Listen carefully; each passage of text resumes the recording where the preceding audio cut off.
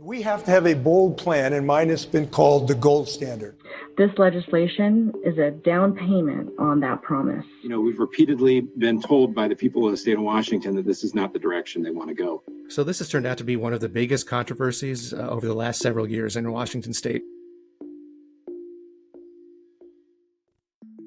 In 2021, Washington state passed the Climate Commitment Act, which provides carbon auctions as part of a program designed to reduce greenhouse gas emissions 95% by 2050. The program went into effect in the state at the beginning of 2023 and has been controversial from the beginning. We could find common ground in this chamber on the matter of pricing carbon, but we have to stop attaching tax increases to everything. With this bill, we can take the heat off the burner. It will take some time for the water to cool, but it will give our children a fighting chance. Brett Davis is the Washington state editor for the Center Square. Brett has been covering the CCA and carbon auctions from the start. The way the program works, or the way they said it was going to work, is emitters are required to obtain emissions allowances equal to their covered greenhouse gas emissions at quarterly auctions hosted by the Department of Ecology, or they could be traded on a secondary market like stocks and bonds. Proponents said this was a good way to lower greenhouse gas emissions and bring in money for programs like energy projects, improving transportation options, and addressing environmental justice concerns. And of course, opponents said, well, just based on simple economics, this is going to raise the cost of energy, including gas. Governor Jay Inslee, along with other Democrats, denied that this would affect consumers. This is going to have minimal impact, if any. Pennies. We're talking about pennies, potentially.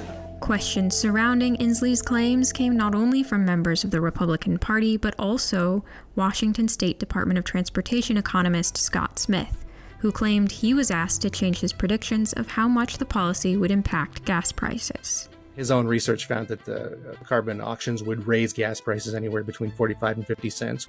Scott Smith claimed that he faced hostility and retaliation for refusing to keep quiet about his calculations. I'm just a guy who's trying to do his job. And that's not what I was allowed to do. I got crushed. He said he was denied things like software upgrades, and he couldn't get time off to go see his elderly mother in Florida. And he said the stress got to be so much that basically he says he was forced out in November of 2023.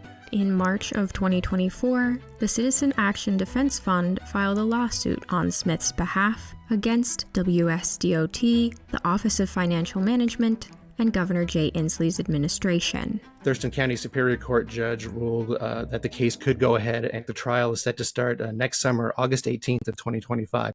Beyond the concerns surrounding the policy predictions, there are also concerns about the policy's results. After the law went into effect, gas prices did in fact go up anywhere from 20 cents to 50 cents per gallon, as a lot of people predicted. Governor Jay Inslee, he doesn't buy that. However, he is blaming the greed of the oil and gas companies. We do not intend to surrender to a pollution blanket that allows a special interest to rip us off and then burn us up. A lot of opponents of the CCA say this is a political statement rather than an economic statement, that basically Inslee is just trying to cover his earlier wrong prediction.